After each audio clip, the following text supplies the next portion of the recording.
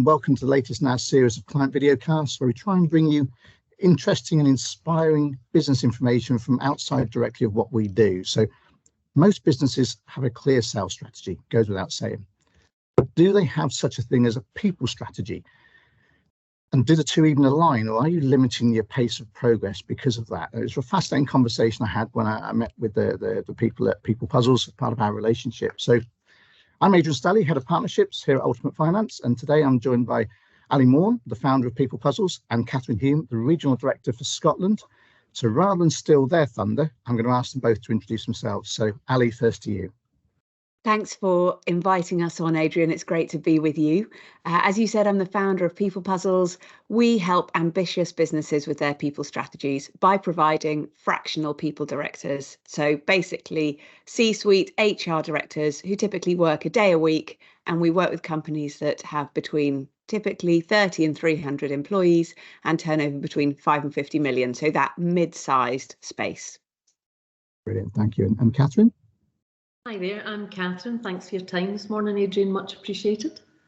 I head up the launch plan for People Puzzles as the Regional Director for Scotland, and as Ali said, we support mid-tier scaling SMEs to develop and help them accelerate growth. I come from a commercial background across multiple sectors, and I've built brands and developed sales and growth through individuals and teams of people. Brilliant. Great to have you both on the call this morning, and we've loved working with you so far. It's really good to be able to share this message with our clients. So if we get straight into the subject matter in terms of people strategy. So Ali, great place to start with you. A people strategy, what does it mean? It's a great question. And most mid-sized business owners that we speak to don't have a page in their business plan that is all things people. It seems to be the discipline that gets missed off most often. But the reality is everything in your business comes down to people doing the right thing, whether it's raising finance or sorting out your sales or getting your marketing working. All these things are actually done by people. And we know from the Gallup surveys that an engaged team doing the right thing can make 20% difference to your profit. And just remember, that's profit. That's not your turnover. That's the money in your pocket at the end of the day. So we think a people strategy starts, well, it's 6 things we talk about. The first one is always the business strategy. What's the business trying to achieve? And then the 5 elements of a people strategy are leading, culture, talent, structure, and people processes. And I'll probably come on to those a bit more later on. Brilliant. There's some fascinating points already in terms of you look at that page in the business plan. We here at Ultimate have a people promise, so it's great to be able to link in you with this. So in terms of, so nearly all large businesses, and you talked about some of the scale you deal with, nearly all large businesses have a formal people department, HR department. Why would you say, Ali, it's important that for smaller businesses to have a really clear people strategy? Well, I think SMEs really are the backbone of the UK. And actually, I looked it up just before I came onto this call. 61% of the private workforce work in SMEs. So it is absolutely loads of people. And the idea that only people who work in big corporates have somebody who's interested in making them effective and worrying about their well-being and helping them to be the best employee they can be, well, it feels a bit unfair to me. And it also feels like smaller business leaders are missing out on that massive helping hand on helping the business be effective and generate more profit. At the end of the day, we are a really commercially focused provider of HR consulting services, if you want to put us in that box. And we really do exist to help businesses be more successful, more profitable, better places to work. So I guess the question is, do you want to be more profitable or just sell more and work harder at a lower margin? And certainly as a business owner myself, I know there's one answer to that. So you need that same expertise in your business, whether you're enormous or whether you're smaller. And the question is, how do you go about affording getting it in the business? And as a business leader myself, I have to say the idea of going on a holiday without a phone call about something dramatic or worrying about claims or thinking I've got people in my business, I don't even know what they do. Are they doing anything useful? That person over there is just such a headache and they've been a headache for 5 years. all of those things that an effective people function would sort out are needed just as much, if not more. And a lot of that stuff is the day-to-day niggles anyway. Actually, it starts a step above that, which is over the next 3 years, I want to grow my business from 10 million to 40 million. How on earth am I going to do that? Well, the way you're going to do that is having brilliant people doing the right things. And that takes a bit of thinking about. It unfortunately is not just, well, you can leave it to luck if you like, but I'm not sure how successful you're going to be. That's such an important message, and I'm sure the concept of business owners being able to go on holiday without the phone ringing is something that resonates with so many. To get to that point is almost a nirvana, so it's brilliant. So interesting, you touched there on business size and things. So from your experience, is there a particular point that you see companies needing help with this strategy and the organisation of their people? Yeah, I mean, I've worked personally with over 150 SMEs in my sort of 20-year career doing this kind of thing. And I've noticed a few particular pinch points. So the first, I think, in that growth cycle is around 20 to 40 people. And that's because adding people adds complexity.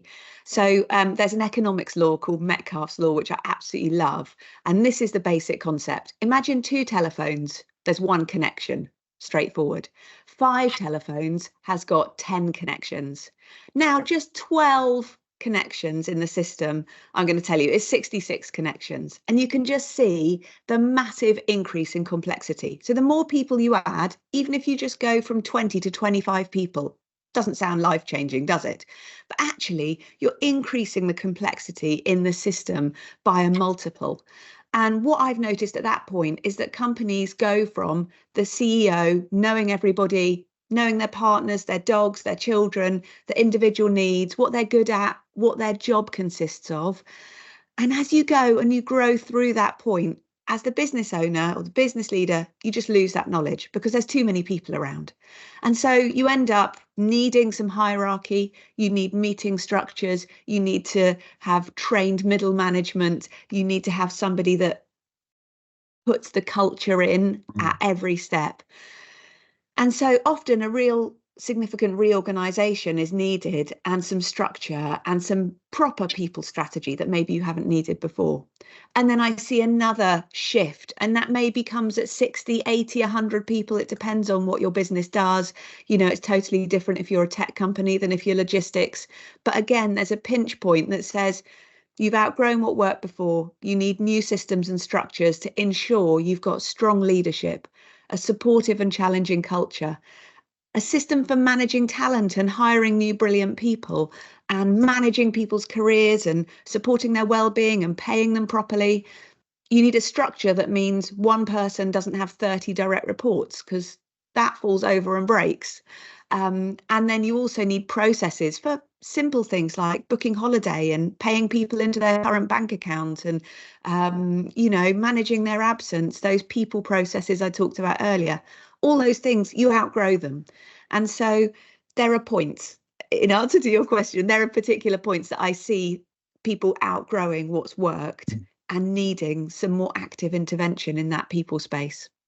Fabulous. That's fascinating. I mean, we see that with the funding that we offer in terms of they go through these various things, they scale up and the different funding. Come back to what you said right at the beginning, Ali, in terms of it's a page in the business plan that maybe often gets forgotten. And again, these pinch points of business owners going through that growth and the difficulties of letting go and employing these brilliant people. So perfect time to come and say, look, in terms of what you do, and you talk very eloquently about that. So perfect time to elaborate on your background and people puzzles.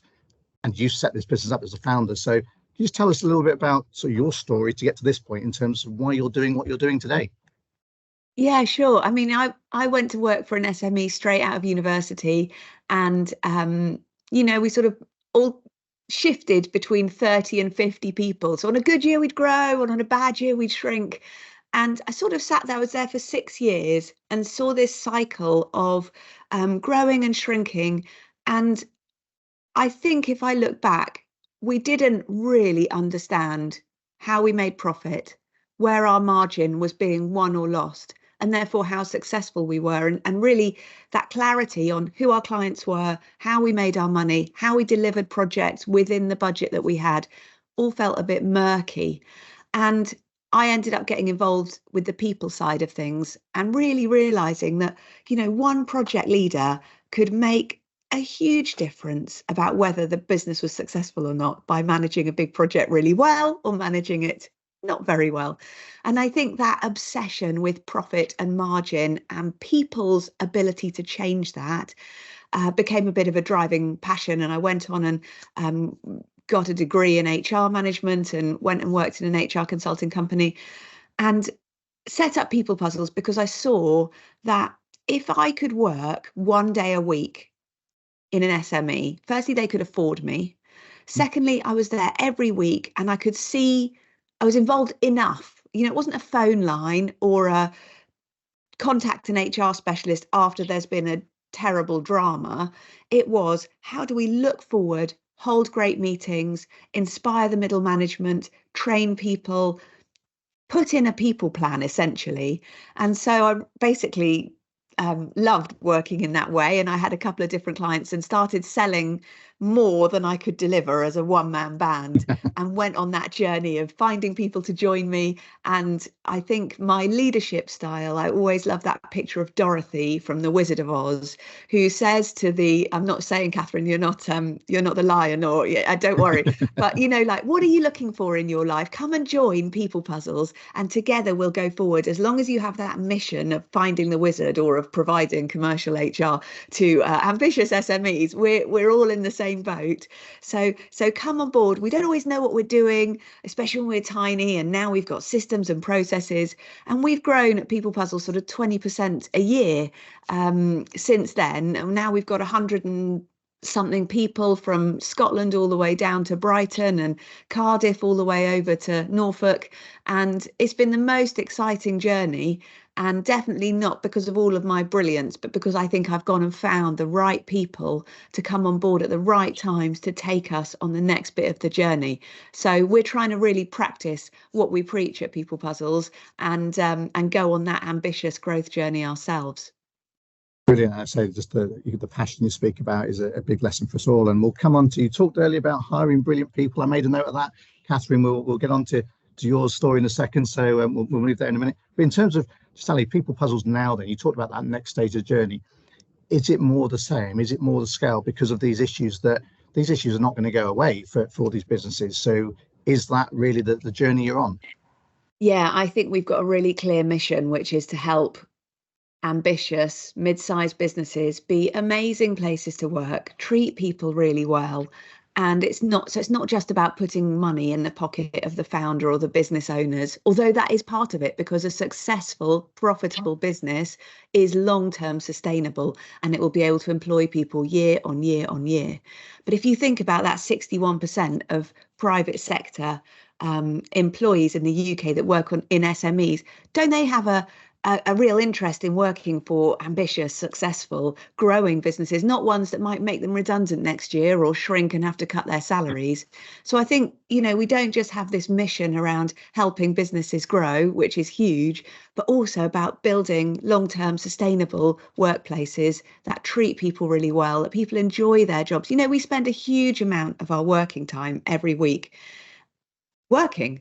And isn't it better to be treated well and to be inspired and to want the business to succeed and be really engaged than to have people who are sort of actually secretly hate their employer and are not plotting against them as a bit too dramatic, but just not doing their best every day. It's a huge potential impact that People Puzzles can have. And actually, we were really pleased to be number 6 in the UK in the elite companies list that came out in January this year. Just sort of testament to what we're trying to build. That's brilliant. And that's what I say. Just to reiterate the congratulations. I saw the publicity around that, which is very well deserved. So final question for you, Ali, at this stage before I pass over to what Kathryn's actually seeing. So one of the challenges that I'm sure is that mid-sized businesses perhaps don't even know how to articulate what help they need in this sort of space. And after all, if they did know what they needed, maybe they would start solving some of these problems themselves. So if you now get into what you guys actually do, how do you diagnose what's happening in a business then? I think the pain, we sometimes are a bit like a doctor. Where does the pain hurt with people? It might be claims, but it's more often I can't go on holiday, as we said, without turning off, without keeping the phone on, or I really don't know what people are up to, or I feel like there's lots of time being wasted. There's lots of double entry stuff. I was talking to a guy recently who runs a company that make doors. And, he said there's points where almost the whole workforce stops and goes and looks at a door that's not working, that has come off the machines and isn't right. And just all of that pain around people not quite knowing exactly what they're meant to be doing. So we go in, you can't just believe the leaders. You have to go in and ask people through the business, what is actually happening here? What's wasting your time? What's a bottleneck? What's causing you irritation? Because actually, if you can take away the things that annoy people, they'll be much, most people are intrinsically motivated to do a good job. So we use that, we call it a discovery process, going in and asking loads of questions. We map it against those things that I mentioned earlier, business strategy, leading, culture, talent, etc. And we've got a suite of tools that help business leaders think about, where do they want to get to? What does the future look like? How are we going to get there? And let's plan in some key numbers so that each year from today, looking forwards 3 or 4 years, you've got an understanding of how many new clients you need to win, how many new opportunities you'll need, how your sales team needs to perform, how many staff you're going to need. And that mapping is just an amazing process because it sort of puts some figures on that 10 to 40 million pound growth that people might want. And it makes it achievable and bite-sized instead of this finger in the air, where could it be? I don't know. And it makes it more real. Fabulous, appreciate that. Kathryn, come to you, and apologies for leaving you sat in the shadows for some of the time, but absolutely not the case. I thought it was important to really build the picture up about people puzzles and story in terms of the great job that we know you all do. So Kathryn, you've absolutely got your boots on the ground up in Scotland. What are some of the current challenges you're seeing, some of the things that clients are coming to you, they want to talk about? So what do these ambitious business leaders that Ali referred to earlier really want? It's interesting, Adrian, because there are often common themes regardless of which sector or business they work within. So the current topic that I see more frequently when I'm having those initial conversations is about attracting and retaining the right level of skill, talent and experience in what is a tough labour market at the moment. And it's about how can they then meet that future growth plan that Ali mentioned earlier, and creating that ability to have talent acquisition that plans and develops existing skill and ways of filling specific skill gaps. So that's a repetitive pain point or a pinch point that when I say what's causing you issues, that talent and attraction piece comes up frequently. So building on that, it's fascinating, building on with that. So what happens when some of your people, some of your portfolio, the fractional people directors, they get stuck in with the clients? Can you talk through just a story or two, obviously mentioning no names, but a story or two of where you think the impact that you've had that comes out the other side of that? I think that our biggest impact is that we can help those business owners to create accountability from their individuals. And we do that in a variety of techniques with a variety of tools. But if individuals take that responsibility and accountability to deliver their piece, that productivity rolls back up within an organisation to help underpin and often accelerate the delivery of that business strategy. So that secret sauce is about intrinsically creating that accountability. So that's one of the most common pieces. And do you think that comes absolutely from the top? I think that the business strategy comes from top, but that accountability in individuals from bottom up is where you release and gain more traction on the deliverables back up to business strategy. And I ask because I know we're very fortunate here with our own CEO who takes an absolute hands-on approach and encourages accountability all the way down. So completely relate to where you're coming from. But again, come back to what Ali mentioned earlier, with as businesses scale and they go through those 5 people, 10 people, 30 people, 300 people, whatever it may be, all those various challenges, which is very fascinating. So it leads me nicely on to, with all these things, you are the experts in this and we love what you do.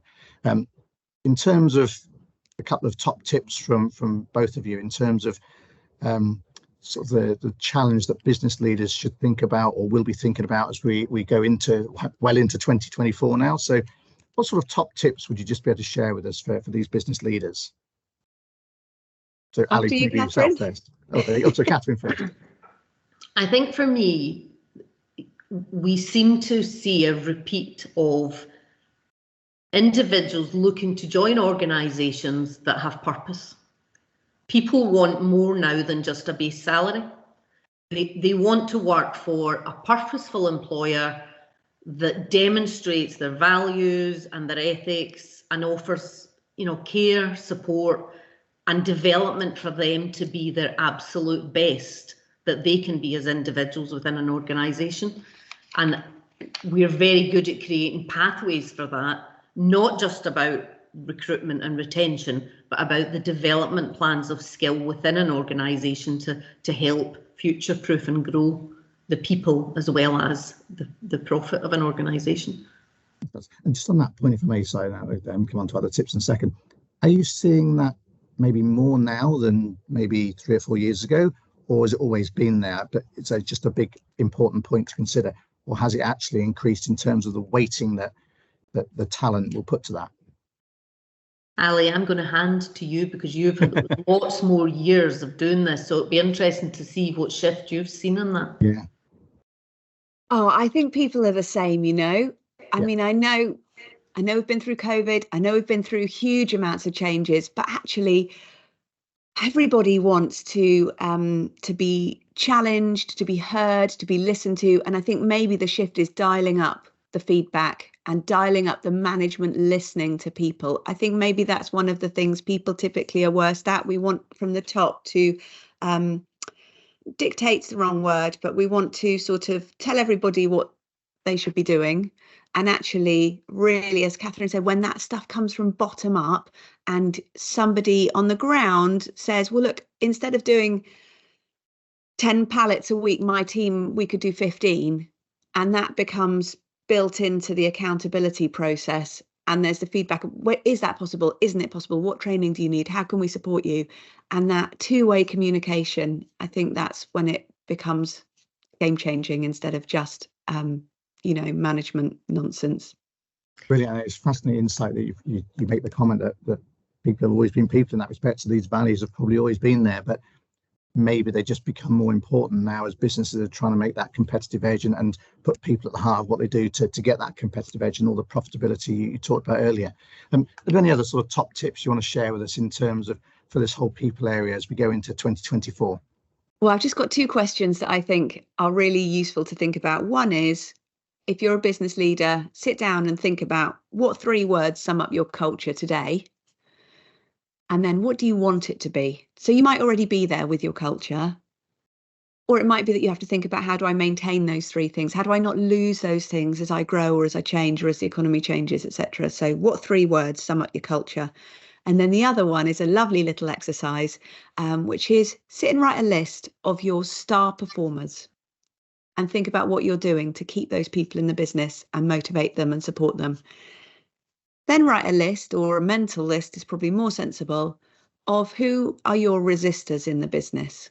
And that could be because they can't do the job that they've got, or it could be because they won't do the job that they've got. There are different motivators there. But how are you going to sort those people out? Because if they stay in your business, there are many words for them: terrorists, mood hoovers. But the reality is they take away your energy. How can you either change those people or get them out of your organisation so that you're taking away those things that waste time and energy and actually bring everybody else down? And you'll notice when you get those people either transformed or out the door, that it's like you've changed every member of your team, because the feeling in the room when those people aren't in there anymore is amazing. So those are my 2 challenging questions. One is about culture and one is about your stars and your resistors. That's brilliant advice for all business leaders and owners to think about, because we spend too long thinking about the product we produce or the service, and maybe actually just challenge ourselves to reflect on those staff and what keeps people here that are really good, and actually those resistors. I think so. It's a really good challenge for people to think of as a takeaway from this call. So I completely understand the model in terms of what you do. to deploying these very highly trained, experienced part-time people directors into these mid-sized businesses. And over a long term, they're helping them achieve their business goals through their people, which is a real value add in that sense. So, Annie, just coming back to you, what would you say to someone who says they don't need HR support? They're getting along just fine without it. And hey, they may be right, but is there a message? And again, you've given us some real good takeaways there already, but is there a particular message you'd say to those people? Yeah, look, I know that some business leaders spend their time reading business books about motivating people, and they've really put loads of initiatives in themselves. Amazing. I'd say lots of business leaders say it's not their strength. They don't want to spend their time sitting and listening to people and putting in plans to bring positive change. So I guess I'd just say, look, are you as profitable as you want to be? Do you think there's more option to get people more fine-tuned and performing better? And if there is, just come and have a chat with us, and we can see. And if we're not right for you, we'd always say that, we're really a values-driven organisation. Brilliant, appreciate it.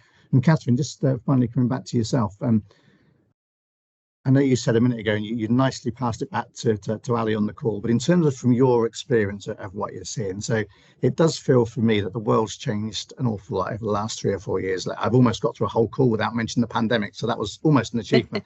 So employees seem to be wanting more from their staff and things such as that. So what would you say to a CEO or a business leader, Kathryn, who's still on the fence with all this employee experience and wellness stuff, because you are there at the coalface? So what's your message to those people who are absolutely on the fence at the moment? I think what we see is that an employee experience and the employee well-being is absolutely a key strategic differentiator. If you want to stand apart from your competitors in a recruitment environment, you need to create that space. The world now has access to and can see the lived experience of your employees within your organisation when they exit. Everyone now has access to Glassdoor. For me, I would say it's absolutely a differentiator in terms of how you behave. I think your people are your biggest asset. I'm not sure every business owner values that asset as much as they potentially should. And every function in your business is touched by people. It's them that deliver within every single function across an organisation, and their lived experience is your employer brand. Huge differentiator.